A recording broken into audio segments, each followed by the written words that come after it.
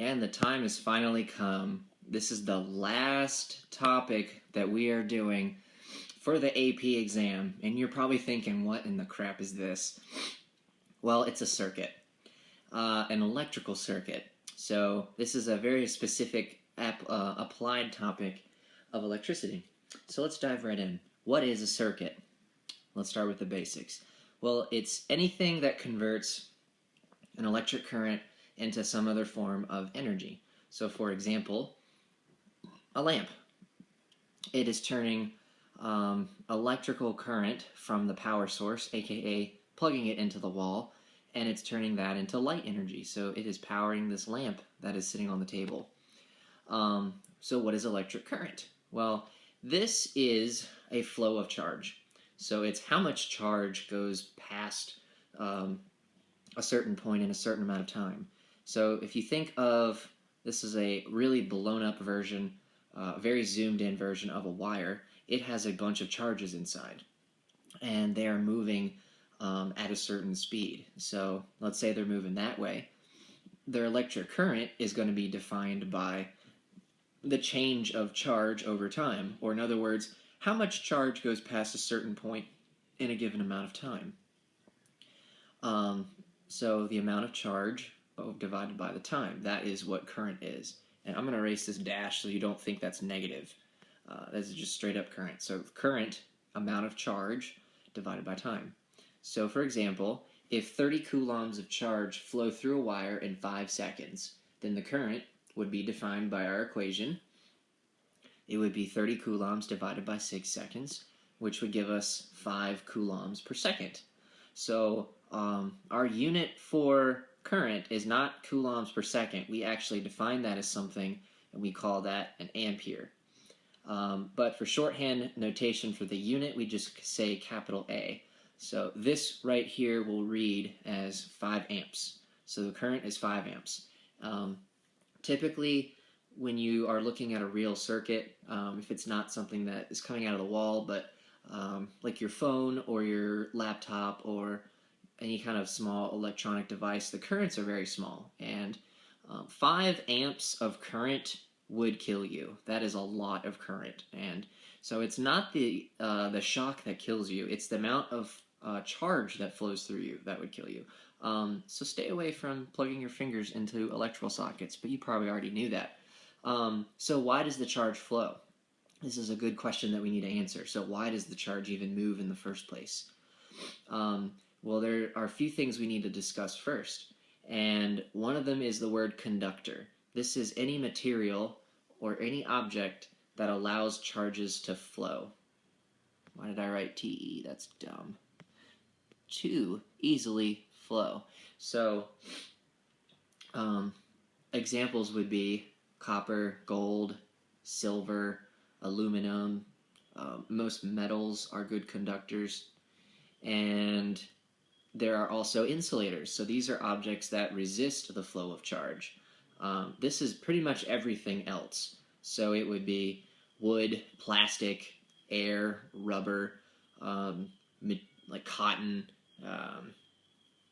basically anything that isn't metal, anything you don't think that would go into a piece of electronic, like any of those items here. These are all insulators. So they are not very good at having charges flow through them. So you may not ever see a wire that is made of wood or plastic.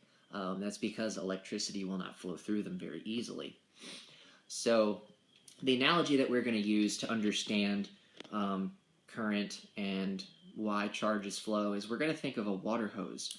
So think of a water hose, and this is a very zoomed in picture, and all those little circles are just water molecules. I know that's not what a water molecule looks like, but just go with it. So those are water particles, let's call them that. And let's say that they're moving to the right. So the reason that they are moving is because there's pressure in one side. So there's a pressure, and really what it is a pressure difference. And what I mean is there is a high pressure here and a low pressure here. So everything is going to get pushed to the right. It's going to go from high pressure to low pressure. And As the pressure will go up, so if you have a ton of pressure behind the hose and you turn it on, then you're going to get a lot of flow. So the water is going to go through it very fast.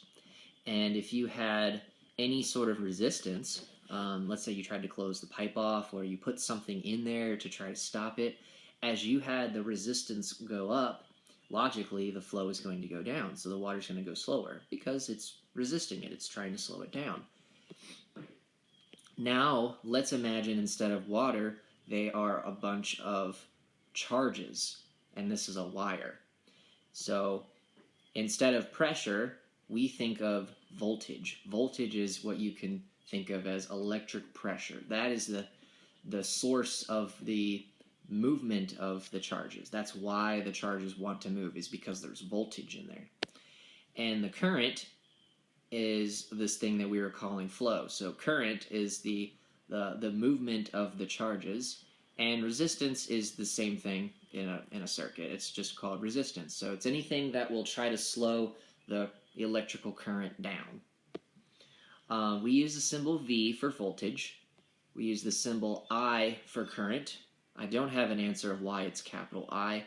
I know there's no I in current, but we use the capital symbol I, perhaps because we already use capital C for coulombs, and that would get confusing.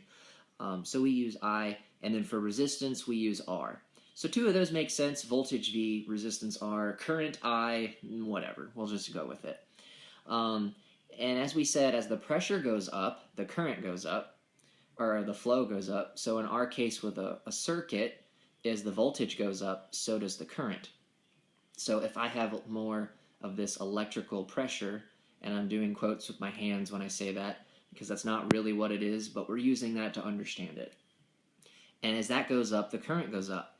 And as the resistance goes up, then obviously the current would want to go down. We're trying to slow down that current. So the relationship between all of these things, and you will verify this in a lab simulation we're doing in class, is this. And this is called Ohm's law. Voltage equals the current times resistance. Pretty easy equation. So this is our equation. V equals IR. V is voltage. It is measured in volts. I is the current, and it is measured in amperes. R is the resistance, and it is measured in a unit called ohms. And our symbols for these, when we actually write this shorthand, so we don't write out the word volts, amperes, and ohms all the time, we use capital V for volts. So for example, a 9-volt battery. We use capital A for amperes. We talked about that earlier. And I'm going to throw out a new symbol that you've never seen before. And this is ohms. This is actually omega, I believe. I believe that's omega. Yeah.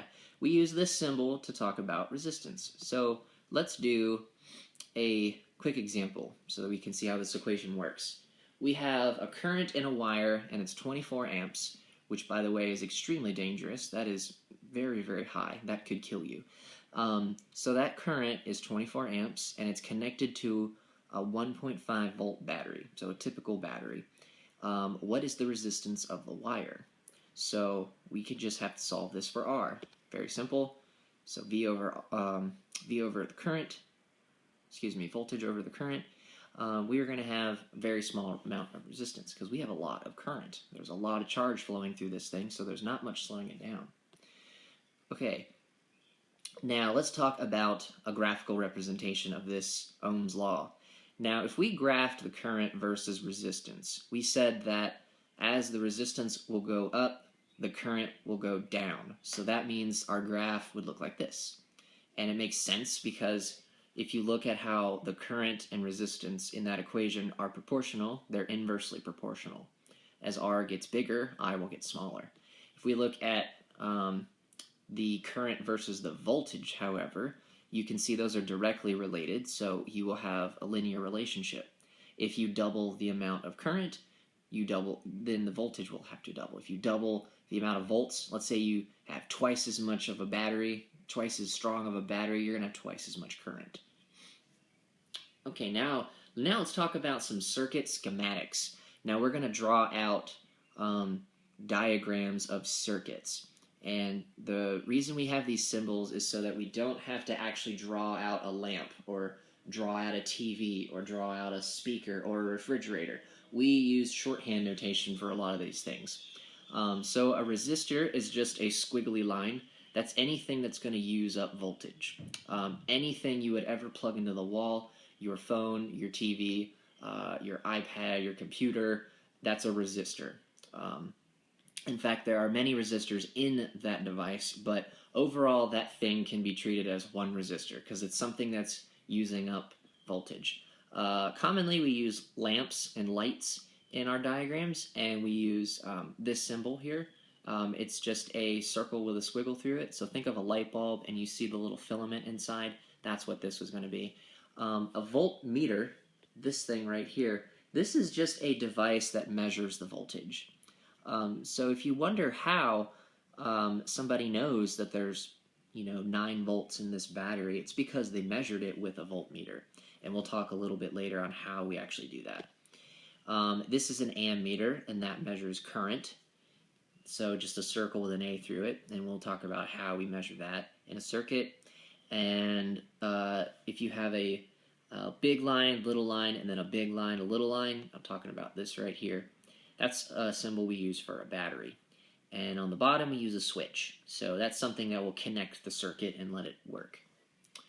Okay, so I'm going to do the second half of this video as examples with circuits, so we will pick up there.